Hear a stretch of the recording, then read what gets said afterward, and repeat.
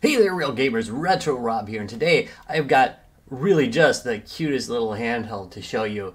In fact, it looks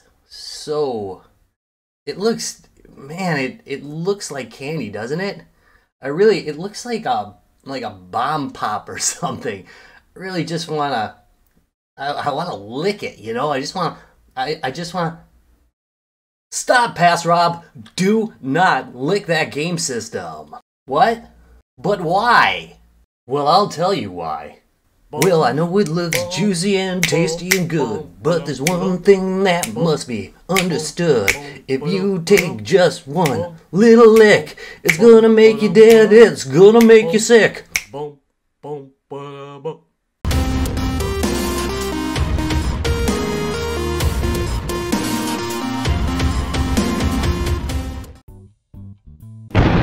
Egads, what is that? It's a 64-bit game system, or just a 64-bit game. In case you're wondering, this is a handheld game system. It's supposedly some kind of Pandora's box. Absolutely wrong. I've read a little bit about it, but I have not seen it much at all, kind of wandering around the forums, so this is new territory to me. Anyway, in case you're wondering what you're looking at, this is the front of the box.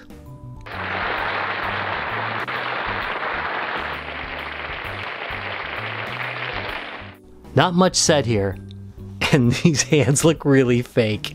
The right side of the box informs us that there's a console, a USB cable, a user manual, and it comes in black, yellow, or red. I chose red because I don't think I've done a red console in a while. The left side of the box tells you about some buttons and the fact that it has a headphone jack.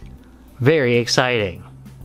The bottom of the box, 64-bit OS, supports arcade, Game Boy Advance, Famicom, Super Famicom, and Sega game series.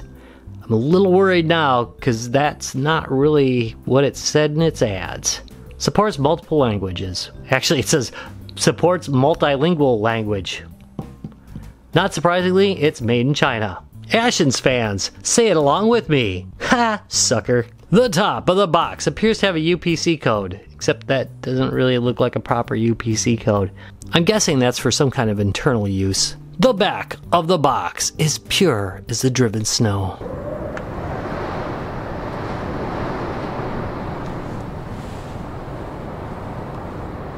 Alright, let's go on. Oh, the excitement. I can't wait. We're gonna set this aside for a moment. Open this up. And what have we here? A cable for charging it. Looks like it's probably USB-C. Yes, it is. Look at that. It's actually a pretty thick cable. It doesn't feel super cheap. Interesting that it's in white. Usually they just, well, maybe white ones were cheap. That's generally how it works with these. Whatever's cheapest. And here we go. This is the Flip series. And it says, nothing I can read. More stuff I can't read.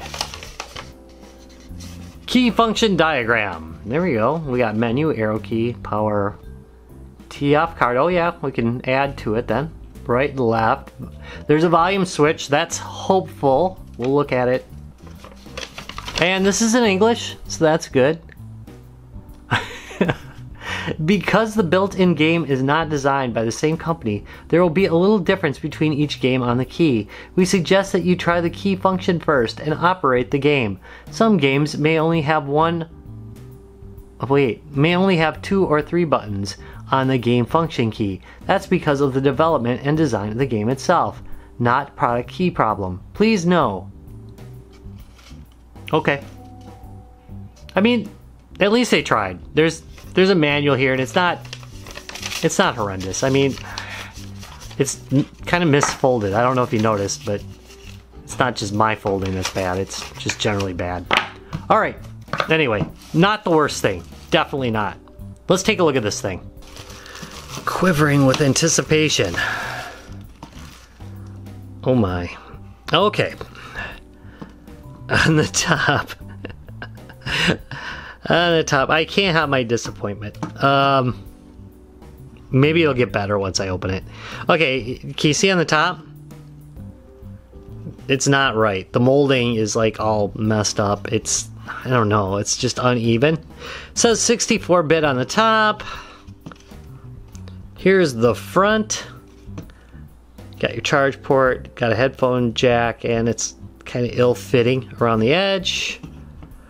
There is a volume control knob. I do appreciate that, so that's not so bad. Yeah, looking at this, there's, the mold's not quite right on this. On-off switch, TF card. The bottom, we got a battery hatch. Pretty standard affair. That's not bad. Actually, the plastics, the good news is the plastics feel pretty good. They don't feel super cheap. I know super cheap people. Let me tell you. Ooh.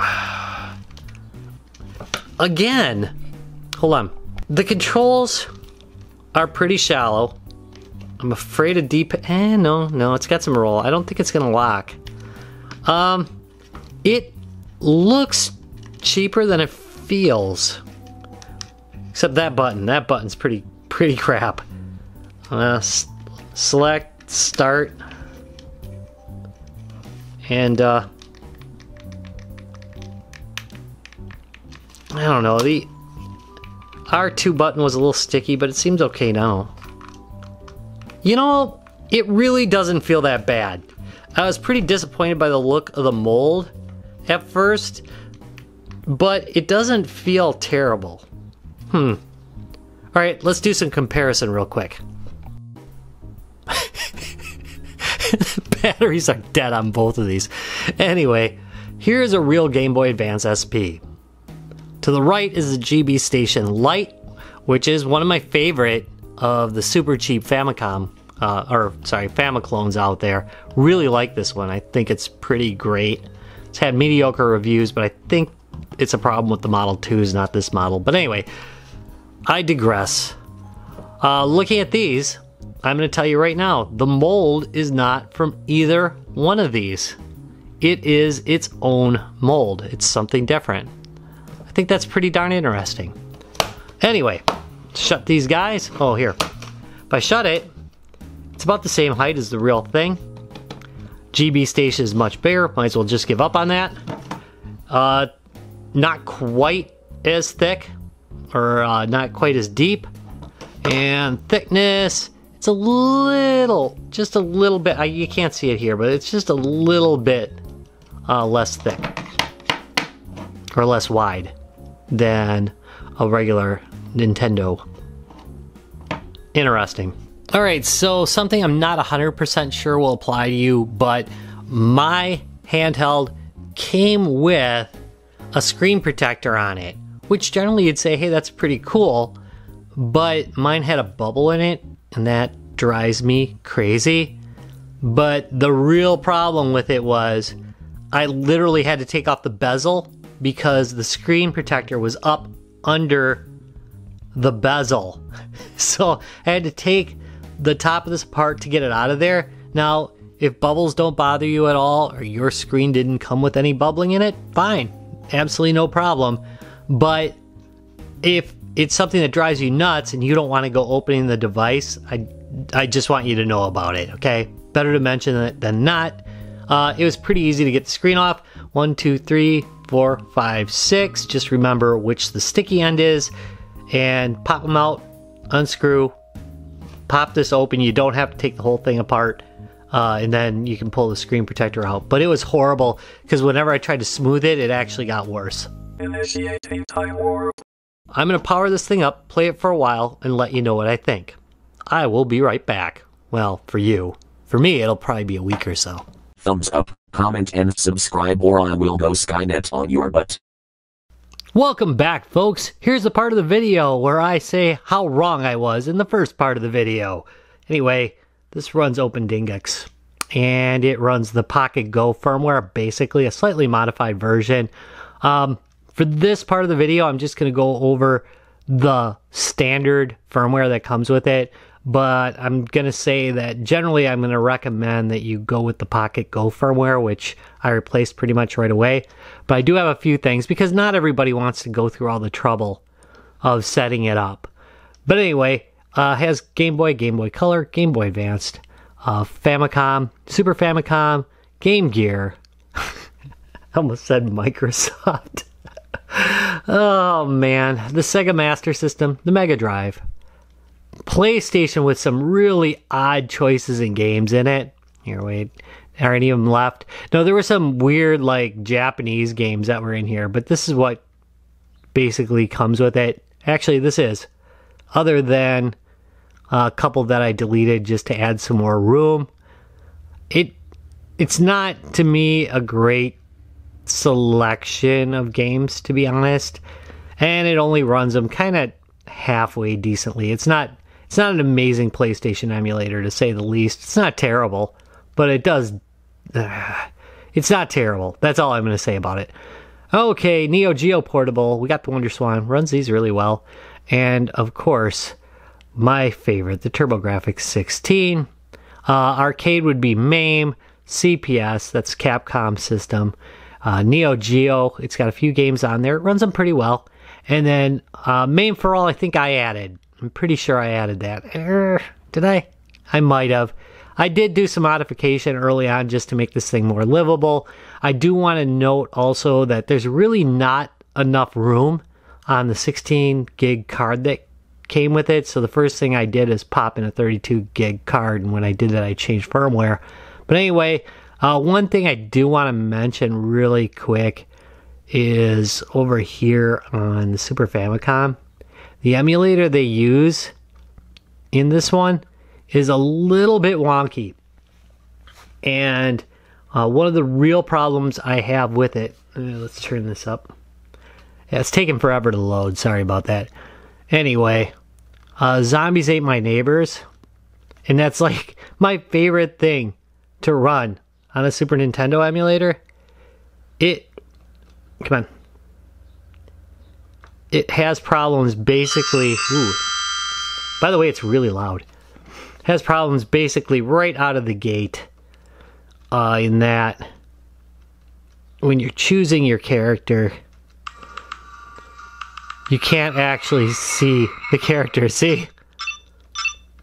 Fortunately, that isn't a problem really with the system. It's a problem with this particular emulator. So if you update the firmware with the new firmware, you're not going to have this problem. But I want to note it just because it's one of my favorite games to play on a handheld, and you know, just doesn't work right. You can almost always hit this menu to exit, and exit right here. You'll note that there's not a whole lot of options up here. And by the way, this counts for both versions of the firmware that I'm going to show you a little bit about. Not a lot of options here, but you can save and load state, which is downright excellent. I always find that a useful feature. All right, I'm going to hit start to exit. Again, same on both. One of the first things I really didn't like about this, and it's not going to probably be a big deal to you, it's just a me thing. I don't like numbered ROMs where they have like a 001, 002, 003. So I almost always pull them out and replace them with my own ROM set.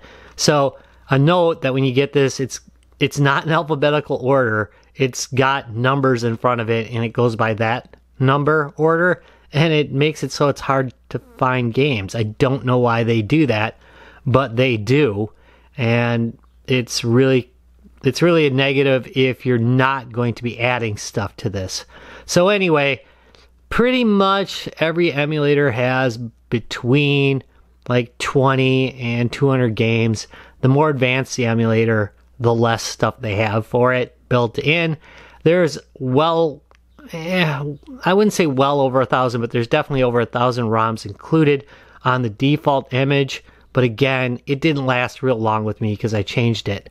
Some other good points. It has Cave Story on it. I love Cave Story, and it runs really well on this.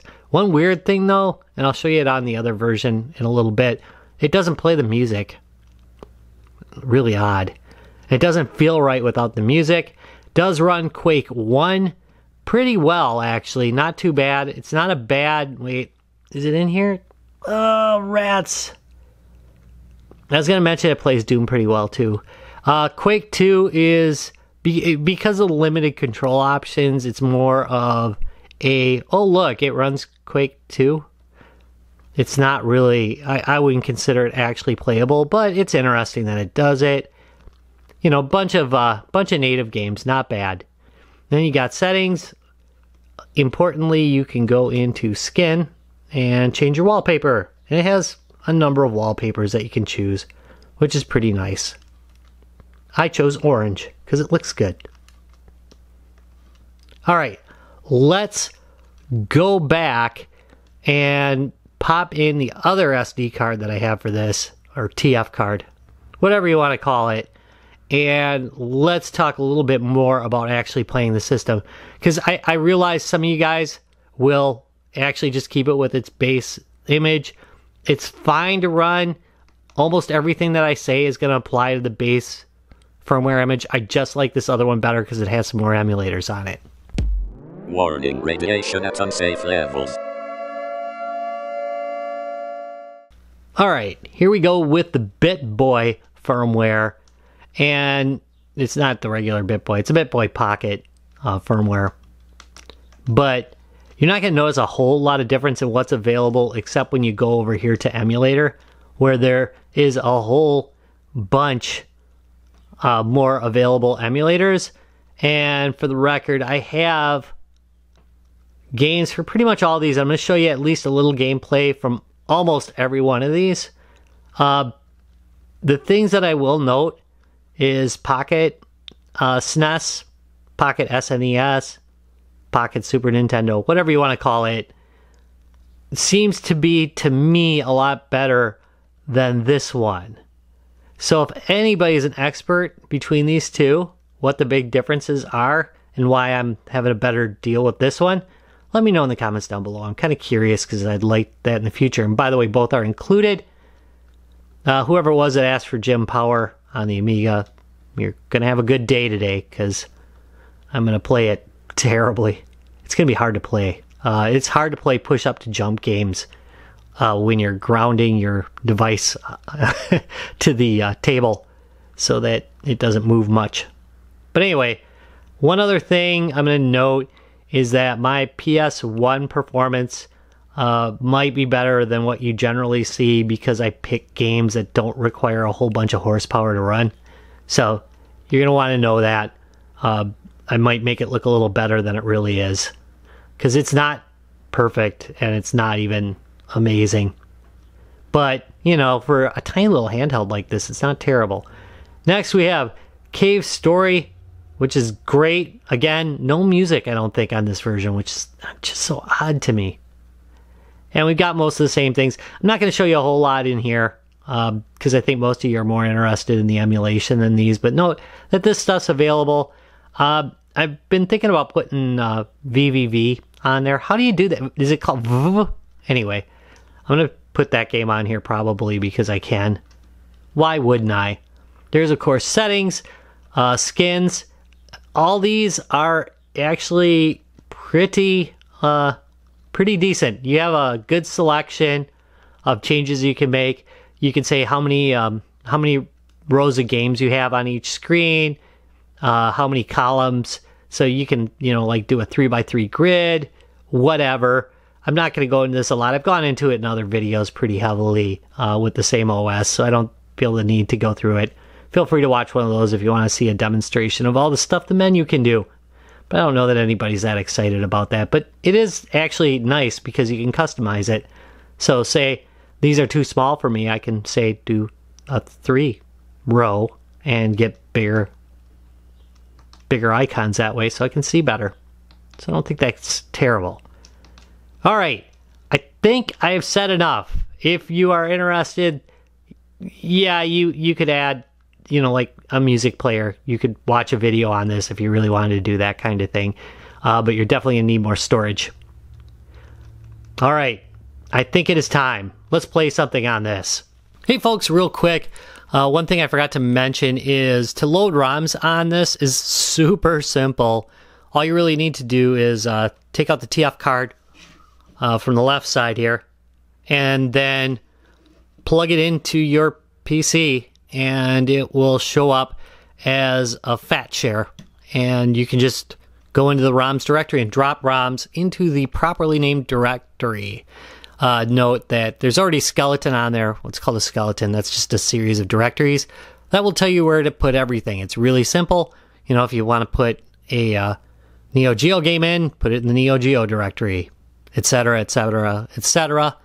What I'm about to show you is the Amiga emulator. That's a little bit more involved. All right, as always, picture's worth 1,000 words, so real quick, I do want to show you what the drive looks like when you plug it in. By the way, this is either version of the firmware. It's pretty much the exact same thing. Here's the ROMs directory right here. It says ROMs on it. And then this is the skeleton I was talking about. And it has, in this case, it has Atari 2600, Amiga, ColecoVision, all this others. And that's just where you drop them at. But there is one more thing I wanted to show you before we go on to Amiga emulation. For Amiga emulation, you absolutely, positively need a Kickstart ROM. So I can't tell you how to get that. That's your own business. But the Kick ROM goes in .uae for all. By the way, if you're using Linux, I don't know if the Mac will hide it. If you're using Linux, it's going to hide this folder. So you'll have to, you know, show hidden folders. But anyway, you have the Kick ROM. It's named Kick ROM, all in lowercase. And that's all you need to do to get it working properly. But it doesn't exactly document that great. All right, we can go on now. Ladies and gentlemen, Jim Power. It's going to be hard as heck to play.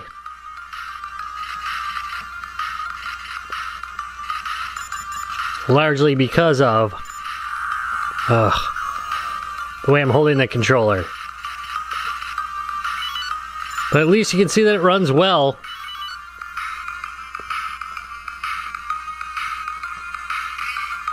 There's my key. And I missed a pickup over there, but I'm gonna let it go. Boom, boom, boom, boom, boom, boom, ba-dum. By the way, this particular game was a request. Missed it on my last video. Apologies for that.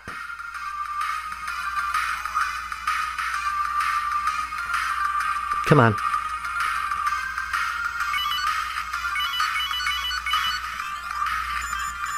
Get him!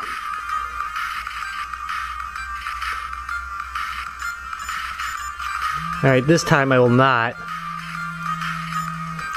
Hear that? That's my low battery warning.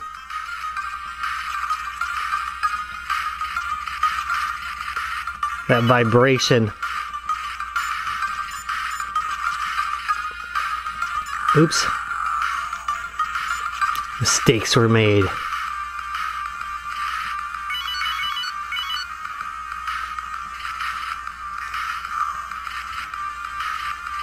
Oh, this part. Okay, wait. And I made a mistake already. But I survived it.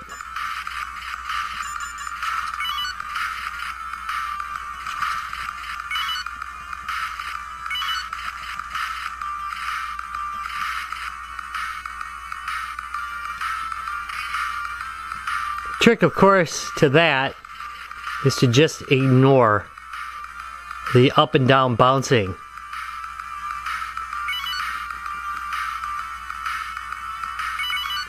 Ugh. The trick to that one, of course, is to have at least some kind of rhythm and timing. Oops, sorry about that. Come on. Ugh. Really?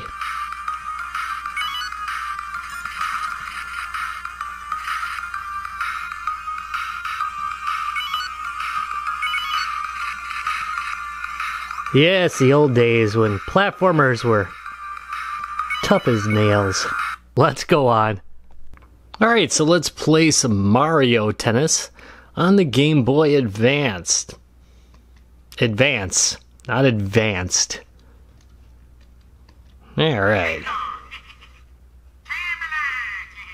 Great stuff. Kenwa presents some Mario Tennis. Let's press start and crap. Alright, so I did add a new binary, the official one for the Game Boy Advance to this, and unfortunately it doesn't make a big difference. I did try a couple of different ones from different sources, but I've had a Game Boy Advance BIOS that I've been using for years, and there we go. Unfortunately, that's what it does. So, the Game Boy Advance emulation is somewhat lacking, because I'm going to guess you're going to get that same problem with Mario Golf that you get with this, so that's kind of a bummer. But let's try another game real quick and see how it works out. Alright, here we go with some Mario Kart. And this thing's amazing. It vibrates to tell you you're low on battery juice, which is kind of cool, but also uses up the battery more. So I'm probably going to have to charge it pretty soon. On average, I don't know, I've been getting probably 2 hours off the battery. But I'm low now. That said, there is a vibration function. This plays perfectly fine. In fact, it plays really smoothly and nice. So there's probably some emulation issues that are with the emulator itself. I don't think it's a performance thing with the device. So you could possibly fix this by installing a different emulator, which you absolutely can do. Since this is Open Dingux, I believe, so it should be pretty easy to get another emulator on here. Oops. Got too busy talking. Come on. By the way, the charging time is like forever. I don't know what it is, but it's definitely hours. Multiple hours in order to recharge this thing. But this is working and playing really nice. I mean, this is okay. So, as long as you don't want to play Mario Tennis, and I'm going to guess Mario Golf because it has very similar copy protection on it. It seemed okay for this. Alright, here we go with some Snow Brothers on the NES. As you would expect, seems to work pretty well. Can't guarantee it on everything because I didn't try everything.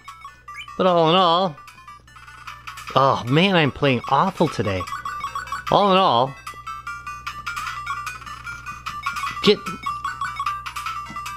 ooh. There we go. A little finesse there.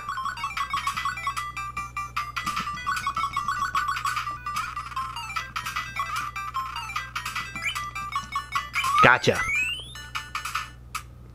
Boy, I like Snow Brothers.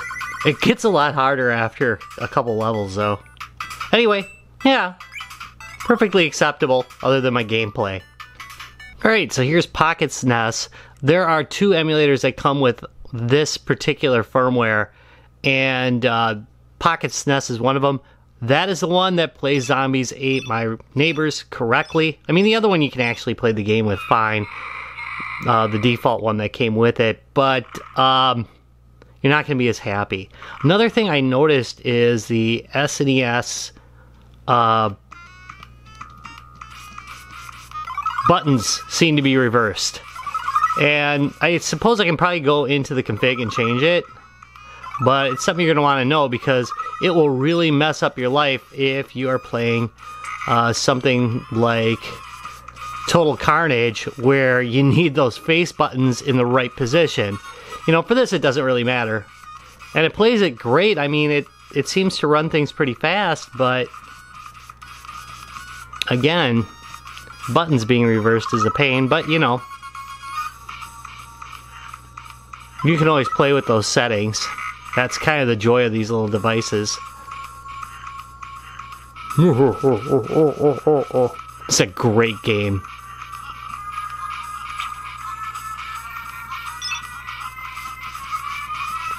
I emulate it a lot. And this is pretty good. I mean, again, other than the controls being reversed.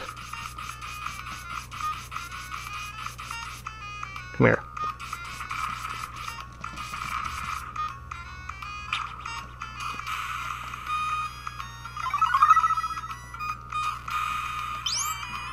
Yeah, where's the rest of them? Go get this. Baby rescued. Doo-doo-doo-doo-doo. Dog rescued. And I'm out of here. Let's go on. Sega Master System. Here's Fantasy Zone, which is freaking great on this platform. I'm actually pretty impressed with the Sega Master System version of this game. I don't necessarily like it better than the TurboGrafx version, but it is pretty good. Ugh, I'm getting hosed here. There we go. Come on.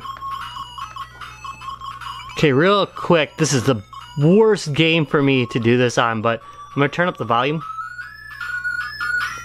The volume can go really pretty darn loud. I'm very impressed. It's not super clear, but it's not totally ratty either, so pretty nice. Also, in case you haven't noticed yet, the screen really looks quite good. So I'm pretty happy with that. I also like the fact that everything doesn't look super stretched on the screen, so that's a big thumbs up. Ugh. Alright, I gotta quit trying to play this. Alright, so ColecoVision emulator is kind of a bust here. I did get the BIOS in place, but the problem with it is it doesn't have any function for the number pad or the keypad. And when I go to remap it with input remapping here, if I try to get the number 1, I can press a number or press a button, and let's just say I'll use X. It stays clear. So unfortunately, there's just nothing I can do.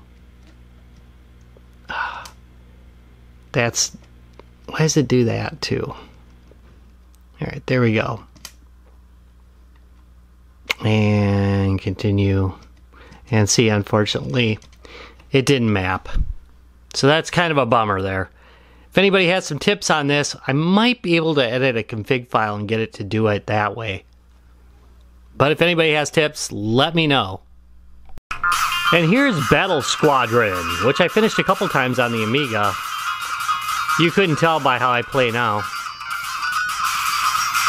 Sadly. As I remember, the best thing to do is target those ground cannons, because they will turn just like that and go after you. Come on, you. Anyway, I did try a couple Genesis games, and everything seems to be working quite alright on this, as expected, by the way, with a processor of this caliber. No real configuration, by the way. Just worked pretty much out of the box, which I'm happy about. For the record, the stock image works just fine too. Atari 2600 emulator. What's so stinking special about it? Well, if you hit this shoulder button right here, it will save your state, and if you hit this one, it will load it. How nice is that? Emulator seems to work really well too. I like it. Here we have Junkyard Dog on the Atari Lynx, which is actually a pretty great game. I think I finally picked this one up for the actual Atari Lynx, but you know what? I'd almost rather play it here. Hate to say it. I believe it does show up on one of the Evercades cartridges that are upcoming too. So if you're an Evercade fan, you can get it on there. Oh, I can't believe I died. One of the more frustrating things about this game is, of course, I die and I go right back to the beginning. Come on, you. Come on. Come on.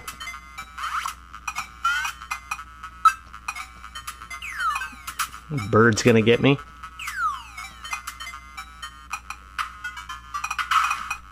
Not being careful. Ha! Sucker.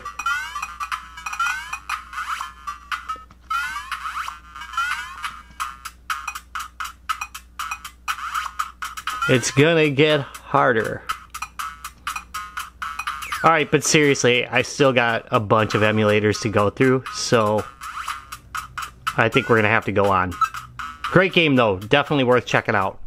Here we go with the TurboGrafx 16, or the PC Engine, for you folks in PAL land. This game is Air Zonk, and it's amazing. One of the best shooters of all time, in my opinion. One time I was quite good at it. I actually used to own this cartridge, and I'm gonna make you sick. I believe I sold it for about $10 in the 90s to a resale shop when I needed some money for something or another. I'm pretty heartbroken about it. I had this, and I had Parasol Stars, two of the most wanted games on the platform. Yeah. Boy, hindsight's 20/20, isn't it? Anyway, early emulators had a problem with this particular game, so it's one I like to test out. I haven't really seen an emulation problem with this in quite a while, but every once in a while I'll run into something. That said, this game's amazing. Seriously, it's great. So worth playing. Ugh, I can't believe I missed that pickup though.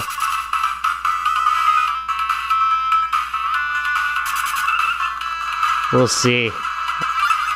I'm playing pretty lousy today based on my other playthroughs.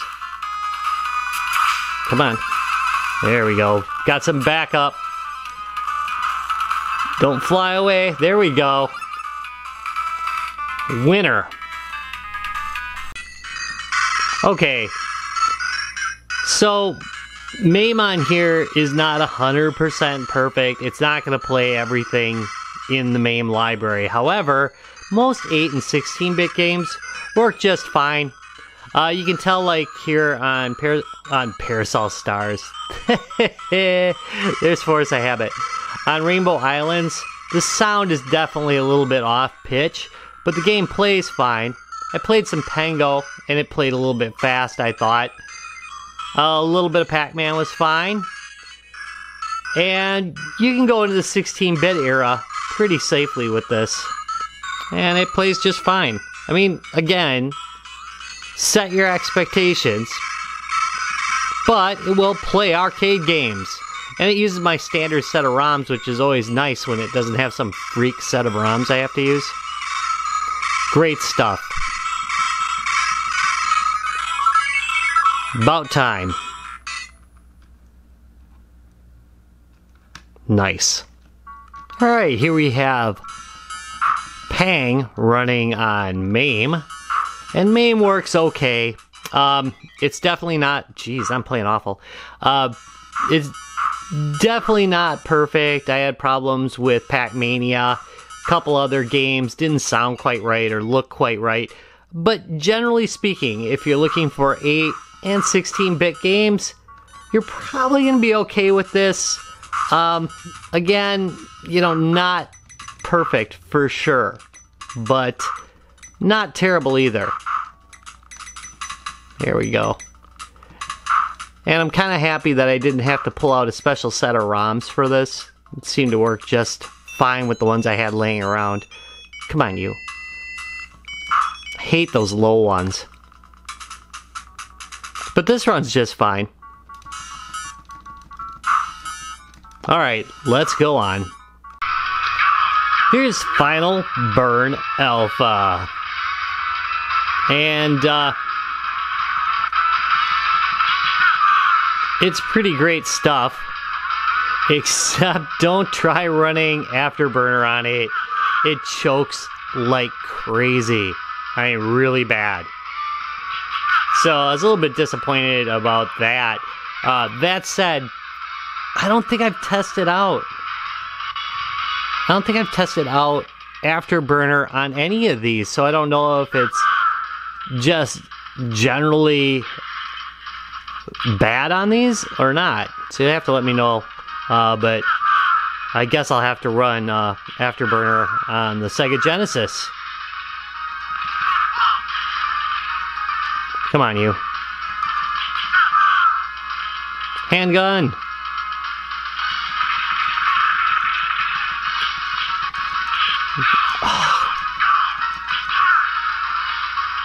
Go, go, go.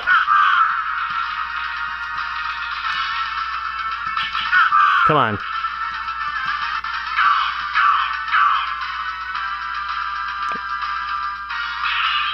Right out that window. Delivering a beatdown. There you go. Oh. Oh, I'm not doing well. Come on, you. Dinner? Not just some chicken leg. Heck no, I get a full Swanson. That's right, I said a full Swanson.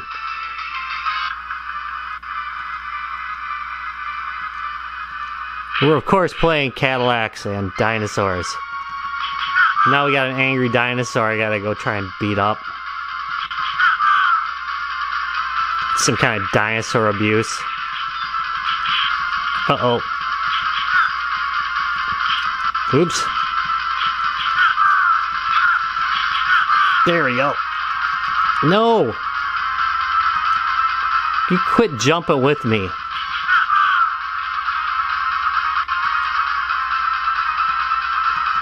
There we go. More beatdown.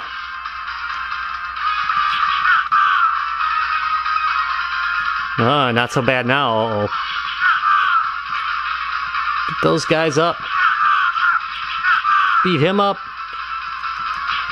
It's always so hard to tell what to do in these games. What's next, I wonder? Oh. Love the little comets. That was pretty cool. I haven't played this game in a while. And it shows. Oh, I hate that guy. Get...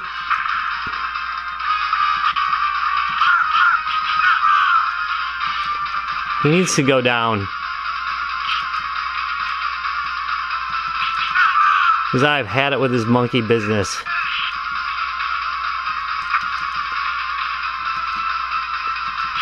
Come on. There we go. Defeated.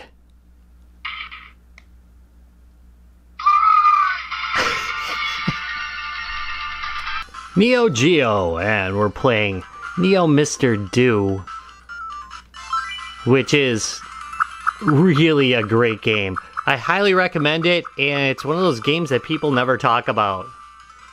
If you're gonna play Mr. Do, just play Neo Mr. Do. Which, I can't see the screen. This is gonna be a problem. Some dismiss this as just a rip-off of Dig Dug, but I know better. It's a really good ripoff of Dig Dug. Die. Come on, you.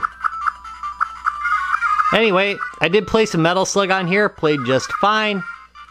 As expected, Neo Geo works pretty good. One thing I did notice is the screen tear is super, and I mean super noticeable during the Neo Geo startup screen. I mean, it is just crazy noticeable. You don't notice it in a lot of games, and I think it's because most of the games I play are single screen if I'm emulating, but there's definitely screen tear present. So if you are a person that is absolutely driven nuts by screen tear, probably not the handheld for you. And here we have Commander Keen as played on DOSBox. Must get my gun. DOSBox, you know, it's still kind of painful to get set up. This, fortunately, was pre-set up on the image, and I didn't have to mess with it, but it can be a little painful getting DOSBox to work properly. But when it works, it's definitely great. There's some amazing old DOS games, and I highly recommend pretty much anything by Apogee, because they were amazing. Alright, let's go on. Pokemon Pinball on the Pokemini. And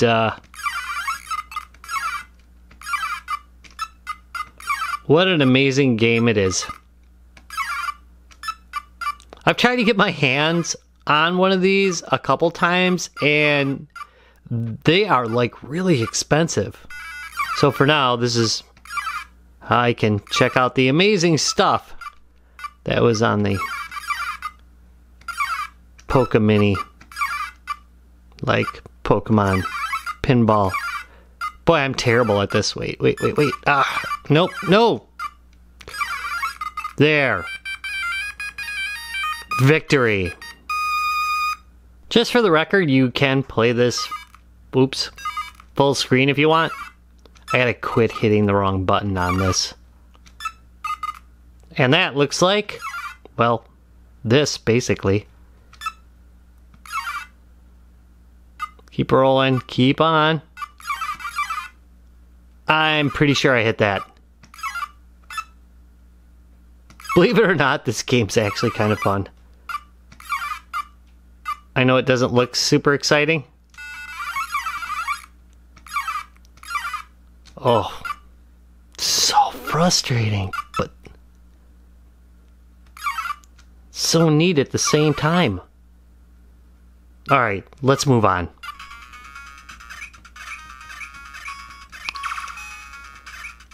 One problem I always have in trying to do the Wonder Swan is finding a game that isn't an RPG and require a lot of Japanese to play, which is why you almost always catch me playing Mr. Driller on it. That said, Mr. Driller's great anyway, so what could possibly go wrong other than me getting smushed? And that's all part of the fun in Mr. Driller now, isn't it? I've messed this up. No, I haven't. Come on, do it. Go. No.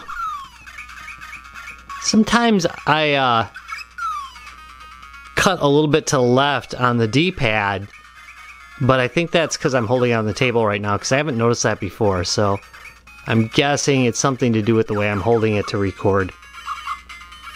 All good, though.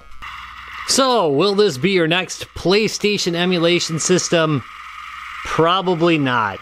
It can run some PlayStation games. Some of them run okay. Not amazing, but okay. This is Einhander, by the way. Every once in a while, it's gonna stutter up on me, which is kind of sad.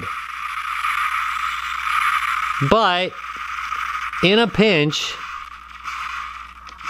you could use it to play a little bit of PlayStation. It wouldn't kill you, but I wouldn't be bragging about it.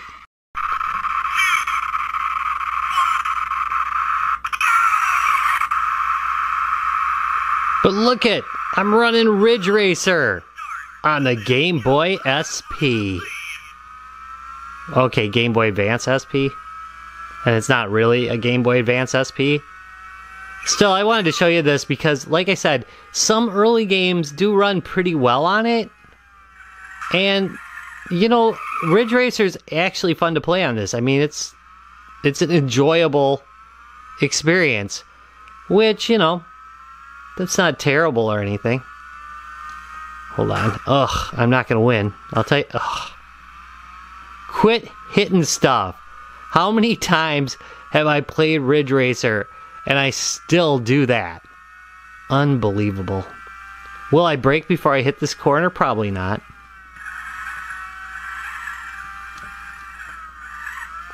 Ooh, getting squirrely there.